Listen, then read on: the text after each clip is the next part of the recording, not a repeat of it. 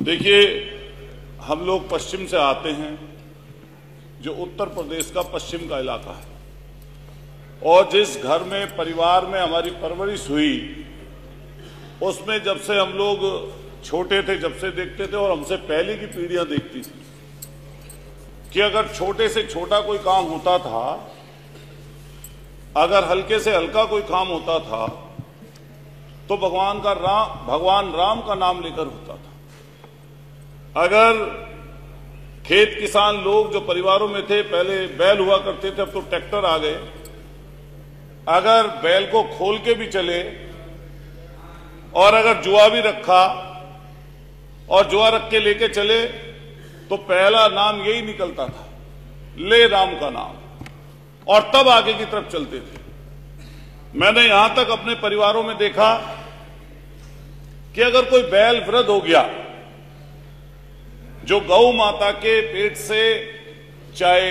बैल के रूप में और चाहे गौ माता के रूप में जो भी आए, अगर बैल घर में होता था तो बैल के आखिरी समय तक, जब तक उसके प्राण न निकल जाए, यहां तक की भी स्थिति मैंने देखी कि गंगा जल डालते थे कि इसकी मुक्ति मिल जाए,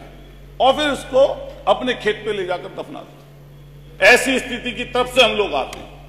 लेकिन ऐसा लगता है कि भारतीय जनता पार्टी के लोग इकलौते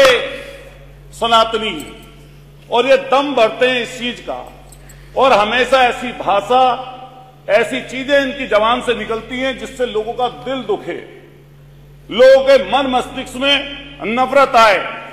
और लोग बुनियादी मुद्दों से दूर हो जाएं। महंगाई की बात ना हो, खेत किसान की बात ना हो, शिक्षा स्वास्थ्य की बात ना हो,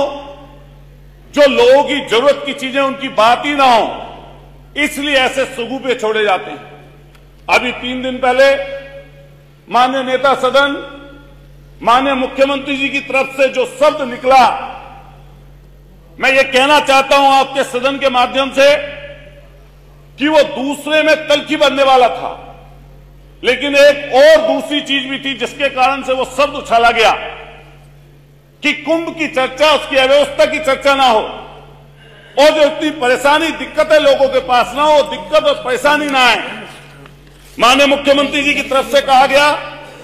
कि समाजवादी लोगों का चरित्र दोहरा चरित्र है,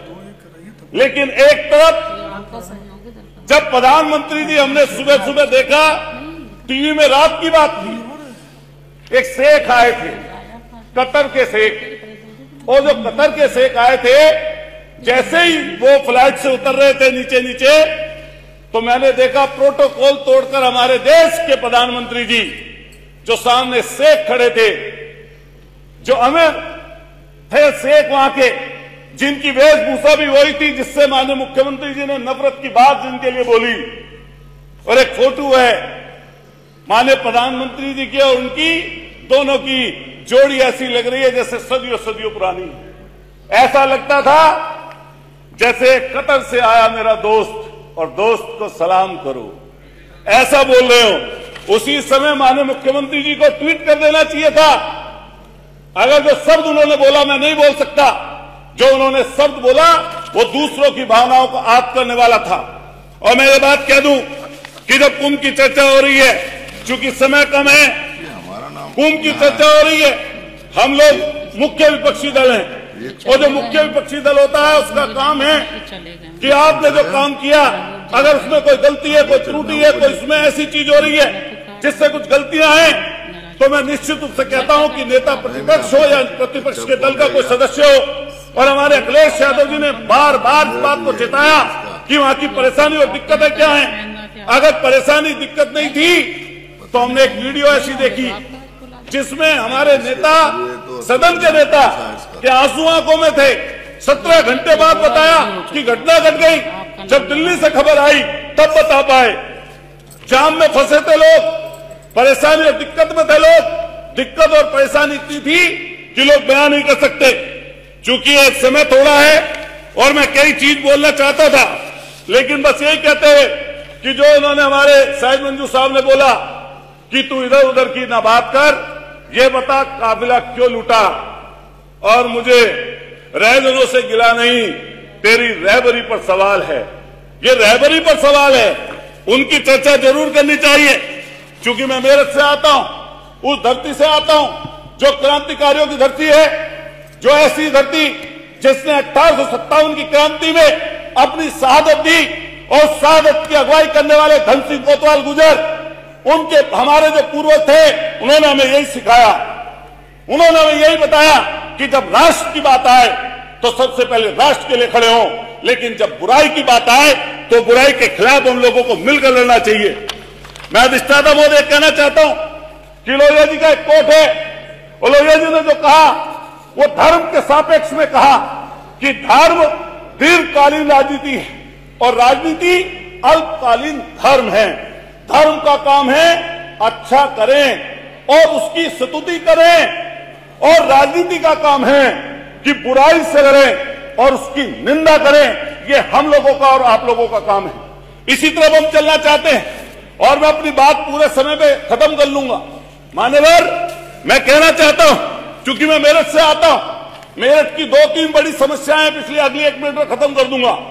हमने रिंग रोड के लिए कहा, रिंग रोड के लिए 8 साल से प्रयास हो रहा है, पूरे 7 मिनट तक रिंग रोड के लिए प्रयास हो रहा है, लेकिन इतनी बड़ी सरकार है, ये कहती है कि पश्चिम में तो बहुत पैसा है, उसकी कोई चर्चा नहीं करना चाहता। हम मेरठ के रहने वाले हैं, हमारे यहां पूरे पश्चिमी उत्तर प्रदेश में गन्ना खड़ा है, और गन्ने के किसानों की स्थिति दुर्दशा बहुत भयंकर है। पिछले 5 सालों में एक बार गन्ने का रेट बढ़ा अधिष्ठाता महोदय, और इस बार मायूसी लगी लोगों के हाथ। कम से कम 500 रुपए का रेट इस सरकार को करना चाहिए था। जब माननीय नेता सदन में बोल रहे थे, बस खत्म कर रहा हूं, कंक्लूड कर रहा हूं, जब माननीय नेता सदन बोल रहे थे, मुझे लगता है इतनी चिल्लाकर धन्यवाद आपने सामने वाला जरूर बोलेगा कि हम गन्ने का रेट बढ़ा रहे हैं। मैं अपनी बात खत्म करते हुए ये बोलना चाहूंगा, श्री वाचस्पति जी, मैं यही अपनी बात मान्यवर खत्म करते हुए कहना चाहता हूं कि नीम के रस में मिला, नीम के रस में मिला जब जहर मीठा हो गया। सुन लो एक बात, नीम के रस में मिला जब जहर मीठा हो गया, झूठ इस कदर बोला कि सच्चा हो गया, झूठ इस कदर बोला कि सच्चा हो गया। इतना सच बोल कि होठों का तबस्सुम ना बुझे, इतना सच बोल कि होठों का तबस्सुम ना बुझे, रोशनी खत्म ना कर और आगे अंधेरा ना हो। मान्यवर अधिष्ठाता महोदय, मैं आपका धन्यवाद करता हूं कि आपने मुझे बोलने का अवसर दिया, और यही बात कहते हुए कि हमें ऐसी कोई बात नहीं बोलनी चाहिए जिससे किसी को दुख हो, कष्ट हो, से परेशान। सहयोगी के रूप में महामहिम